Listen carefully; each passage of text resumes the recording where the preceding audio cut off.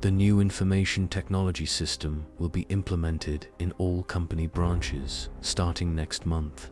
This will bring significant improvements in employees' efficiency and productivity. Additionally, it will enable more effective communication among departments. It was cold during the walk, but the sun soon appeared and warmed everything round. It was a comforting feeling that reminded me of how amazing nature can be in the autumn. Do you take multivitamins? But have you thought about taking care of your back? Spinal diseases are more concerning than a simple cold. On the other side of the ocean, in Europe, the Cordyceps method is used to treat these issues. Over the past decade, 100,000 of these devices have been sold. The creator of this method is Yuri Kuryakolov, a neurophysiologist from Chelyabinsk. The treatment is based on gravitational therapy, is non-invasive, and the pressure exerted is controlled by the person's weight.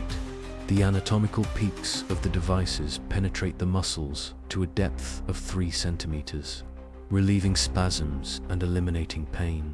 The value of Cordyceps is equivalent to 2 massage sessions, totaling 3,900.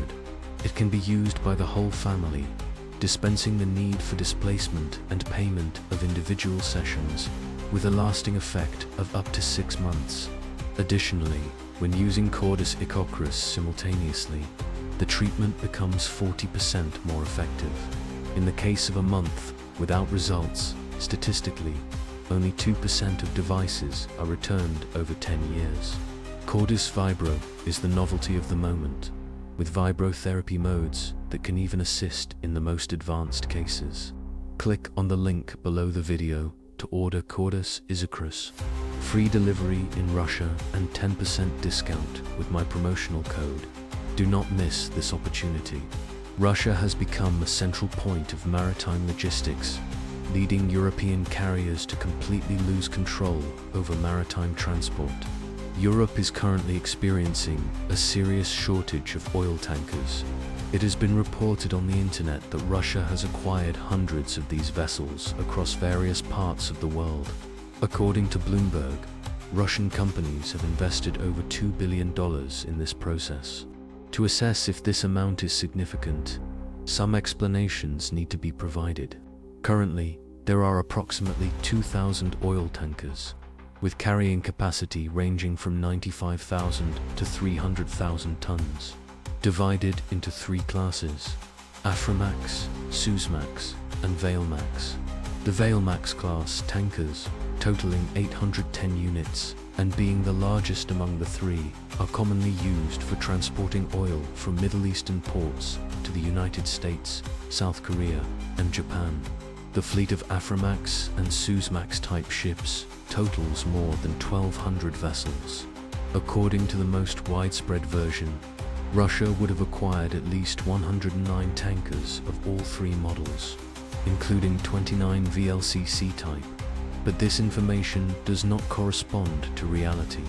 Sector experts had stated at the same time that Russia would need approximately 250 tankers to avoid problems in oil export, triggering, from that point on, a series of very interesting processes. At the end of 2022, Bloomberg released very intriguing data. According to a renowned financial information provider, in a short period, approximately 250 oil tankers were acquired on stock exchanges in Hong Kong, Singapore, and Dubai by an unknown entity. All shipyard owners and transportation companies were interviewed by Bloomberg and declared in almost identical ways that this entity was assembling a full fleet. After a brief period, it became evident that it was an unknown aspect. According to the estimates of Braemar, a maritime broker responsible for ensuring the supply of Russian oil to the east, 240 ships are involved, moving 4 million barrels per day. This total includes 102 Aframax-class tankers, 58 Suezmax-class tankers, and 80 VLCCs. Forbes stated that, according to Bloomberg's publication, the scale of Russian acquisitions in the tanker market is impressive, representing approximately 13% of all tankers in the world. However, the objectivity of this information may be questioned. International trader Trife Guru estimates that the total number of acquired tankers could reach around 600 ships, with 400 of them destined for the transport of crude oil. The shipowners, who prefer not to be identified, estimate to control approximately 10 to 12% of the global tanker fleet. This analysis also includes smaller vessels. The data was released by the information center Aftershock. Of the 400 oil tankers, they account for about 20% of the total fleet in the world, while the 200 vessels for transporting derivatives represent 7% of the global fleet. Two questions arise immediately: why, and most crucially, how? Firstly, there is an assumption that Russian oil sector companies have chosen to allocate their excess oil profits in this way. Secondly, information has periodically emerged indicating that oil tankers were being acquired through intermediaries in the Middle East and Asia. However, a third question arises. If 240 ships are involved in transporting Russian oil, what will the other 160 do? Considering the significant assets of Russian companies in Venezuela and investments in extraction in Iran, it is certain that the remaining 160 ships will soon have work. Complete review completed. Everything was overloaded, everywhere, and for everyone. It is assumed that owners of tankers and carriers must have been extremely pleased with this generous offer. Nonetheless, why would shipping companies need so many ships if the transportation of Russian hydrocarbons was no longer allowed? And when the truth came to light, the sellers didn't seem too upset. The ban on the transportation of oil products from Russia by sea has significantly affected the global tanker market.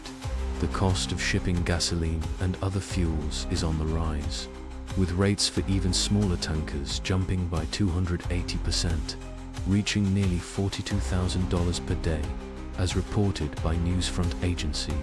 European experts also addressed the complications resulting from alarming dimensions. According to the publication Insiders, maritime delivery disappeared unexpectedly yesterday. Furthermore, the transport of crude oil from the United States to Europe last summer cost 12 times more than at the beginning of the year. This event prevented the United States from taking advantage of the opportunity and occupying the available space. However, there is more to be considered. The scenario becomes even more intriguing. The disclosure of data from the financial conglomerate Goldman Sachs, after analyzing customs statistics, seems to be quite relevant in this context. The international agency reported that the price of oil was around $50 per barrel, but in reality, buyers were paying $80 for it. Last December, Russian oil tankers were receiving on average $78 per barrel of oil, only $5 less than the price at which Brent's benchmark oil was being sold.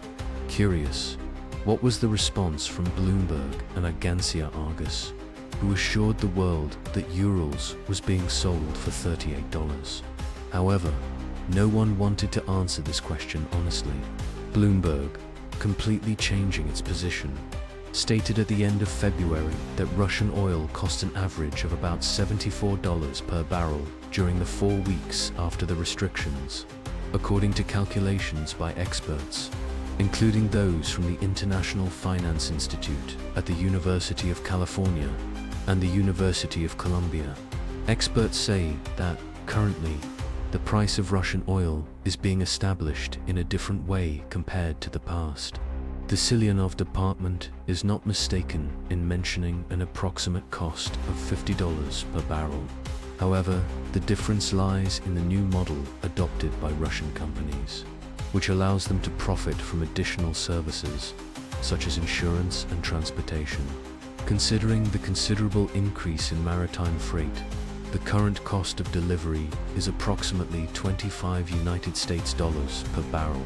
Basically, it's like moving money from one hand to the other. By adding an extra amount for insurance, we reach the already mentioned $78 from Goldman Sachs.